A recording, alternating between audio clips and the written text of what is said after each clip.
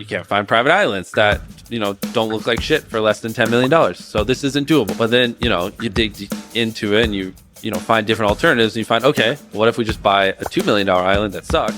Possessing a private island goes beyond anything else when it comes to luxury. Sure, having a home is a symbol of riches, and possessing a private aircraft lets everyone know that you're rolling in the gold. But there's one item that rises above all else. It may sound like a fantasy to be lounging in the sun with a drink in your hand, miles from the next human, but it's an expensive one. The great question is buying a private island truly worth it? It will be examined today as we look at how much it actually costs. Obviously, buying the island itself is the first significant outlay when owning a private island. You may have ideas of cabanas in the pristine sand and even a golf course on the northern part of the island, but choosing the ideal site to lay the groundwork for realizing such aspirations comes first. Consequently, the price of your island varies greatly depending on where you purchase it. For instance, you may purchase islands for under $200,000 in Canada, which has the largest number of private islands up for sale worldwide. If you're really scrimping, you could even be able to purchase an island for less than $100,000. Smaller islands best suited not for resort development, but for building personal hideaways include today's highest priced example, a $23 million private island in North Eleutheris, Bahamas, with a history of notable owners. It's also possible to find a cheaper, more affordable island for about $500,000, such as this 62-acre, $502,000 private island listed for sale in Chile. There are many beautiful islands to choose from in the Caribbean to create the idyllic tropical haven of your dreams. Interestingly, the costs aren't actually all that high either. For between $1 and $3 million, you may purchase an island if you're content with a smaller, more isolated parcel of property. However, the cost might range from $30 million to $100 million if you're searching for a larger island in one of the Caribbean's more well-liked or coveted regions. The Exumas, the Abaco Islands, and the Berry Islands are a few of the well-known island groups. Islands in these chains, in particular, have a benefit that inaccessible islands lack. They are nearer to larger towns and cities, making it easier for owners and tourists to go there. Consider Spectabilis Island in the Exumas as an illustration. The island's 460 acres are home to several white sand beaches, picturesque mountaintop vistas, and lots of available property for construction. It is only 60 miles from the capital and 230 miles from Miami. It's expensive, but it's also simple to get, and it has the extra benefit of allowing you to claim, "Yes, I have an island in the Exumas." Then there are the Caribbean islands that are farther away, such as Little Ragged Island, a 700-acre island that has a $35 million price tag. You receive nearly twice as much land for half the price as in Spectabilis.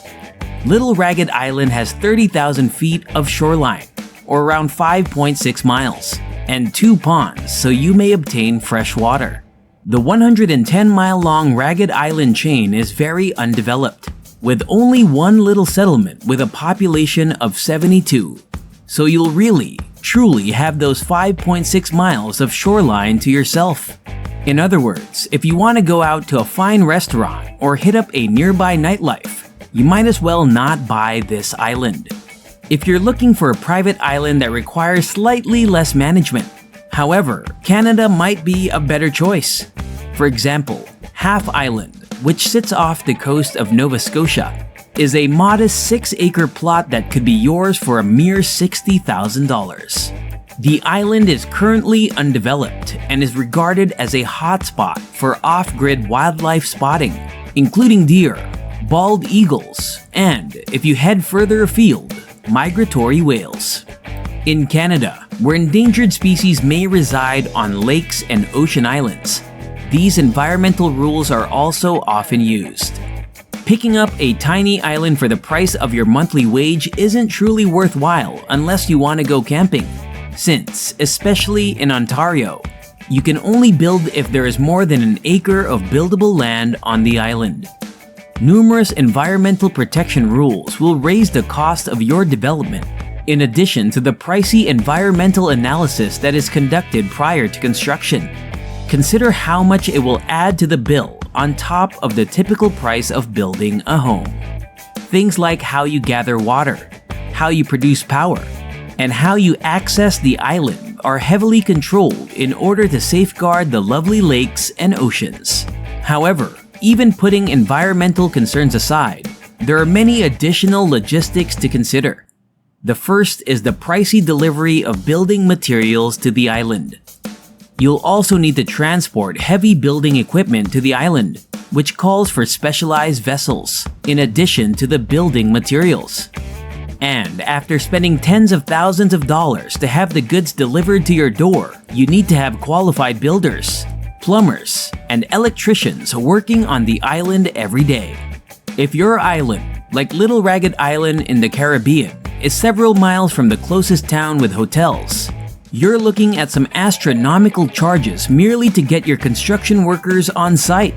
Additionally, you need to actually construct a route to the island using your chosen form of transportation. You could build an airfield to get to the island quickly, but most estimates place the cost of that at or over $1 million. A dock for boats and seaplane access is also an affordable alternative, although both of these will still set you back a good amount of money. Understanding the true development expenses of a private island depends heavily on its location.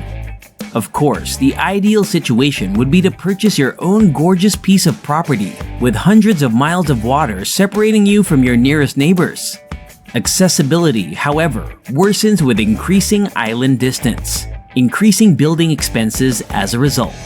Nevertheless, purchasing a developed island is far simpler than doing so for an undeveloped one. Consider the Bahamas Berry Island chain. The $17 million, 40-acre island is easily reachable by boat and aircraft. It has pristine beaches, dense forests, and a massive 4,145 square foot home with 6 bedrooms and 6 bathrooms. Of course, there's also a heated swimming pool. There are also 2 staff cottages, as well as a marina that can handle boats up to 100 feet long. However, it raises a further expense related to private islands: upkeep. If you have enough money for a private island, it's likely that you work a lot and won't have much time to spend sipping piña coladas and relaxing on the beach. Although we're discussing the expenditures involved with owning a private island, there's also the opportunity to generate income when you're not living there. The daily minimum on islands like Shuani Cay in the Bahamas is $14,000. However, it only includes double occupancy. Bringing only 4 more people will cost you at least $16,000 per day, not including gratuities, since each extra person costs $500 each day. In other words, you could get rich quickly if you own the island. The property will generate at least $5 million if Shuani Cay is rented out only as double occupancy for every day of the year at the lowest rate. The fantastic perk of having your own island is the extra cash it brings. Additionally, many international celebrities purchase islands. Numerous Hollywood stars own private islands in various parts of the world. Many Indian celebrities, such as the actors Shah Rukh Khan, Mika, and Jacqueline Fernandez, have their own islands. For $700 million, Shah Rukh purchased a private island close to Dubai. But we'd be remissing if we didn't also add the advantages of merely owning a piece of paradise. It is an unparalleled thrill to have your own hideaway several kilometers from the nearest human. The regulations are yours to create because it's your island. So you may wake up, stroll down the beach that is yours, sip wine on the deck that is yours, and watch the sunset. People have all kinds of different reasons for wanting to acquire their own private islands. After that, it's time to address the crucial query: is possessing your own island worth it? We guess it's up to you to make that decision. What would you call your own private island if you own one? Tell us in the comments. Also, like, share, and subscribe for such interesting contents. See you in the next video.